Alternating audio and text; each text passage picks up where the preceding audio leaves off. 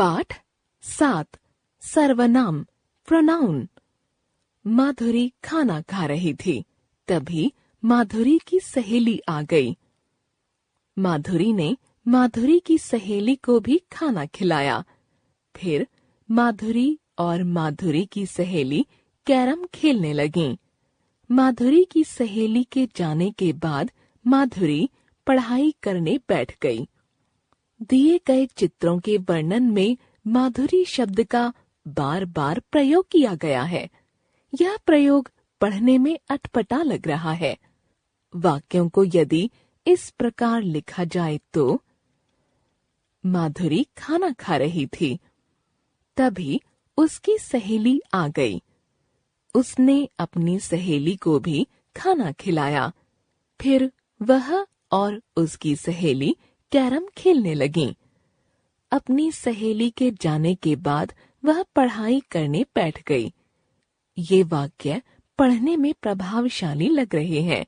इन वाक्यों में बार बार माधुरी शब्द का प्रयोग न करके उनकी जगह उसकी, उसने, अपनी, वह आदि शब्दों का प्रयोग किया गया है।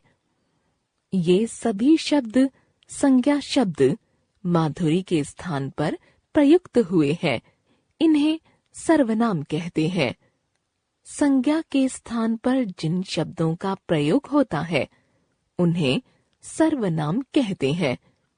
जैसे मैं, हम, तुम, आप, वह, यह इत्यादि। संज्ञा के बार बार के प्रयोग से बचने के लिए सर्वनाम का प्रयोग किया जाता है। इसके प्रयोग से भाषा सुंदर लगती है। संज्ञा की तरह ही सर्वनाम शब्दों में भी एक वचन तथा बहुवचन होते हैं। एक वचन, बहुवचन, मैं, हम, यह, ये, इसे, इन्हें, तू, तुम, वह, वे, उसे, उन्हें।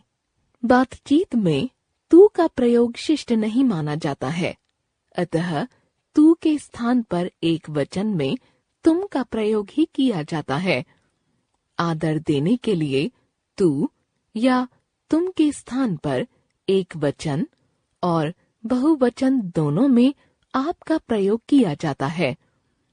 कुछ अन्य सर्वनाम शब्द मुझे, मेरा, मैंने, तुम्हें, तुम्हारा, तुमने, हमें, हमारा, हमने, आपने, आपका, इसे, इसका, इसने, उसे, उसका, उसने, इन्हें, इनका, इन्होंने, उन्हें, उनका, उन्होंने, किसे, कौन, किसने, किन्हें, जिन्हें, जिसने, कोई, कहाँ, जहाँ, वहाँ, क्या इत्यादि।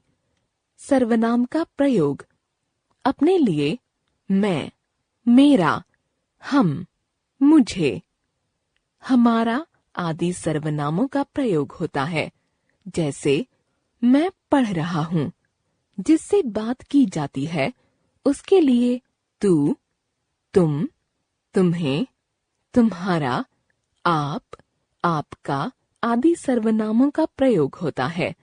जैसे तुम अपने कमरे में जाओ, जिसके बारे में बात की जाती है उसके लिए वह, वे, उस, उसे, उनका, उनके, उनकी आदि सर्वनामों का प्रयोग होता है। जैसे वह सो गया है।